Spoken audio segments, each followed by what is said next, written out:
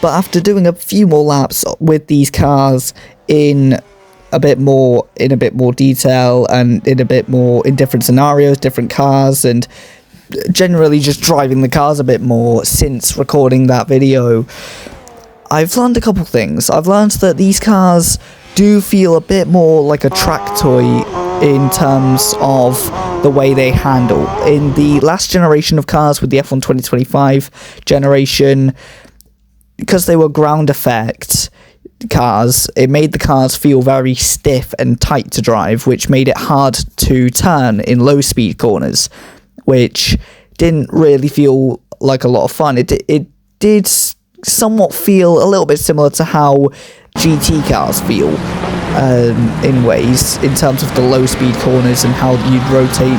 It did feel like you were trying to drag the car around the corner in certain ways, whereas these cars, because they're lighter and more nimble, they do just whip you around the corner, and it's up to you to be able to control the car as it flicks through the corner. But it is a flick, it isn't a drag as you are. So another thing I found interesting is that in the low speed corners again, in the previous generation, because they were so stiff to drive and because they were very tight in terms of setup, the brake balance, which is the balance between the front brakes and the rear brakes in terms of the amount of work they're doing, I found that in the previous generation, at least in my driving style, I would use the rear brake balance a lot more. I'd prioritise using the rear brakes a lot more because it would turn the car more. It would essentially work like a handbrake would in rally, where if you're struggling to rotate the car, you just whack the handbrake on and then the car just turns and you just control. So you control it as it's rotating. But here, in these cars, it feels like you can use the front brakes a bit more with a bit more pace to it, especially in some of the higher and medium speed corners, which wasn't the case in the previous generation due to the ground effect that those cars had. But these cars don't have ground effects, which does mean these higher speed corners are a bit more of a challenge when it comes to understeer if you put the front end and use the front tires a bit too much. If there isn't enough brake on being used on the front tires, then you will just lose rotation and end up in the wall. So I did find that very interesting indeed. I am somewhat a fan of the overtake mode, but the super clipping in a video game like this in F1 25, it does feel fun, and it is fun, but I think as a proper racing thing, I don't know. It's like having a moving goal in the World Cup in certain ways.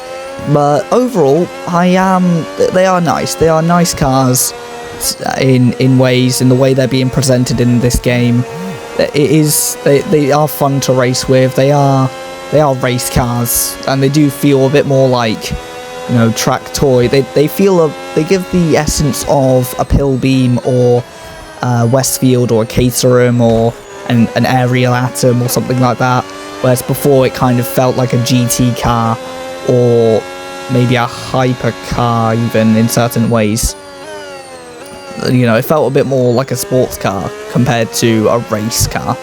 So yeah, that's my overall opinion on the F1 2026 cars after my first race, which ended a little bit abruptly on lap 17 after crashing into the wall.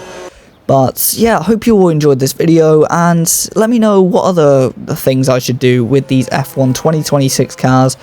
And yeah, keep tuned in for other videos that I do on the channel.